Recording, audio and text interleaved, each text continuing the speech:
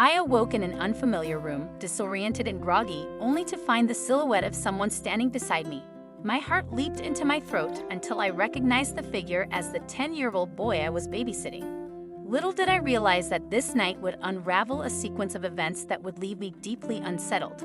Recalling the circumstances that led me here, I remembered agreeing to stay overnight at the house due to the aunt's sudden work emergency. "What's the matter?" I inquired, noticing the boy's presence at such an hour.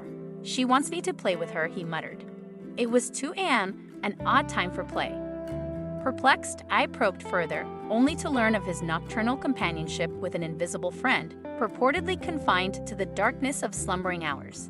Skepticism clouded my thoughts as I led him back to his room, intent on dispelling his fanciful notions. Switching on the light, I swung open the closet door to reveal its emptiness, hoping to quell his imagination. Yet, as he solemnly inspected the vacant space, a sense of unease settled upon me. Here was a child, wise beyond his years, bearing secrets that defied reason. Comforting him as best I could, I tucked him in, bidding him good night before departing the room. Yet his parting words lingered in my mind, a cryptic revelation of his perpetual wakefulness. Despite my misgivings, I dismissed it as childhood whimsy, choosing instead to retreat into the solace of ignorance. 2 hours later, engrossed in another video, I felt a pang of responsibility and decided to check on the boy. Quietly entering his room, I hoped to find him peacefully asleep. Instead, I was met with a sight that sent a shiver down my spine. He sat on the bed, fixated on the closet. "Are you still awake?" I ventured, startled by his alertness. "I told you I don't sleep," came his solemn reply. His unwavering gaze towards the closet heightened my unease. "Why aren't you sleeping?" I inquired, a hint of apprehension creeping into my voice. With a solemn gesture, he pointed to his head, murmuring, "It's because they're hurting me here." My curiosity piqued, I pressed for more details. "Who?" I asked, my nerves tingling. "The people who hurt my friend," he replied, casting another glance towards the cupboard. Just then, the doorbell rang, jolting me from our unsettling conversation. Relief flooded over me as his aunt arrived, her presence a welcome reprieve from the eerie atmosphere. As she settled her obligations and paid me, I seized the opportunity to inquire about her nephew's sleep troubles.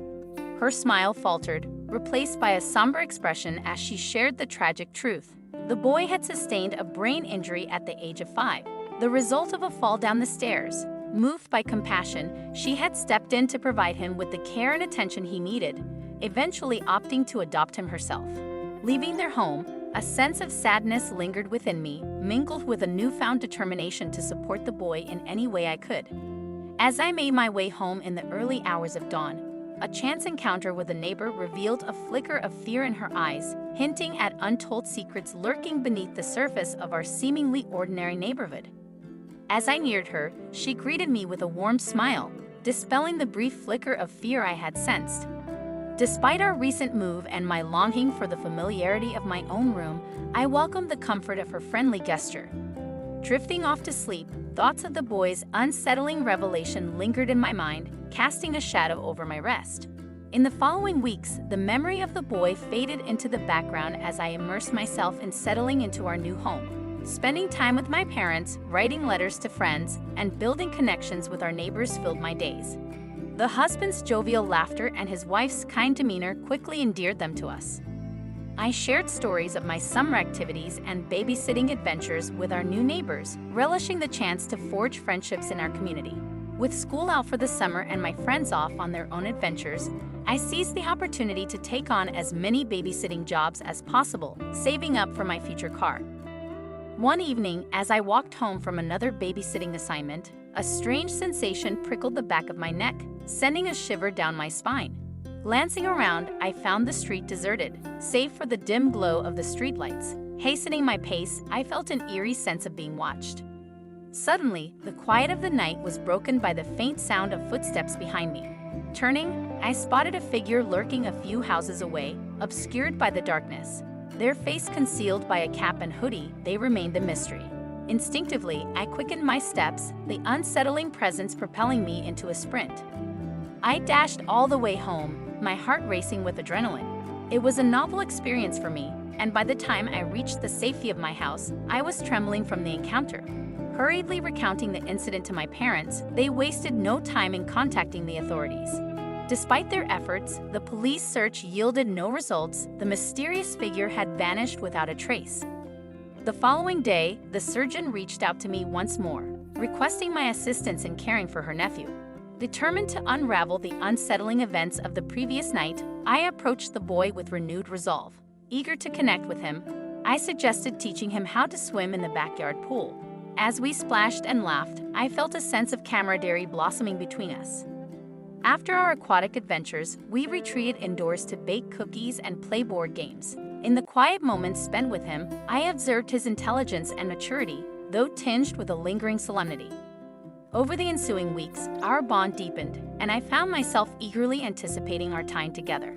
Gradually, his reserved demeanor thawed, replaced by occasional smiles that lit up his face. When his aunt urgently called upon me to babysit overnight due to a hospital visit, I hesitated at the weariness that crept over me. Despite my fatigue, I agreed, making my way to their home with a sense of duty. However, as I walked, an unnerving sensation of being watched settled over me once more, stirring a mix of fear and indignation.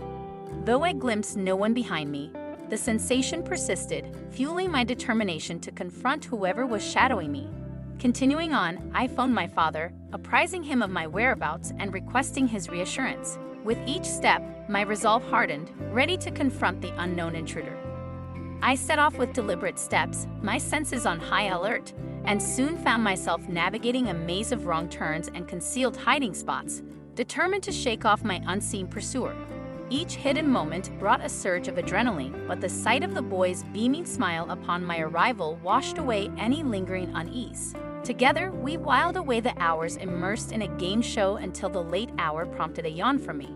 As sleep beckoned, I remembered the peculiar truth about the boy's insomnia. Eager for insight, I posed the question, "What do you do when you can't sleep?" His response, delivered in a dispassionate tone, sent shivers down my spine. "I check the windows and closets," he explained, his gaze darting nervously around the room. Puzzled, I pressed for clarification, reminding him of the accident his aunt had described. Yet his insistence on unseen threats and his fear-laden demeanor revealed a deeper, unsettling truth. Sensing his distress, I offered reassurance, pledging to protect his confidence and seek justice. "You can trust me," I assured him, igniting a glimmer of trust in his wary eyes. Seated together, I urged the boy to recount his tale, assuring him of my trust and support.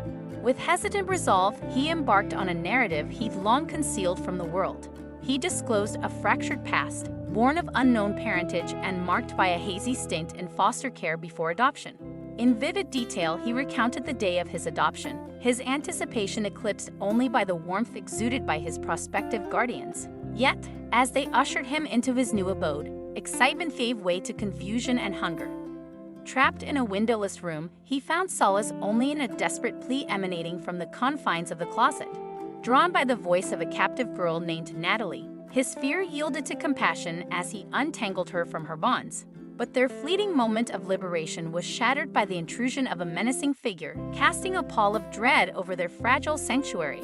His demeanor morphed into one of malevolence, his scowl casting a sinister pall over the room as he brandished a baseball bat. "What are you doing?" he growled, his voice reverberating with menace, sending shivers down the boy's spine.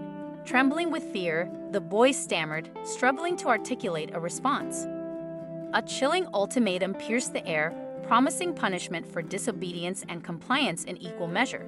The boy, paralyzed by terror, nodded in silent acquiescence, his voice stifled by the weight of his fear. The man's demeanor shifted, veering from hostility to a semblance of amiability as he outlined his sinister scheme.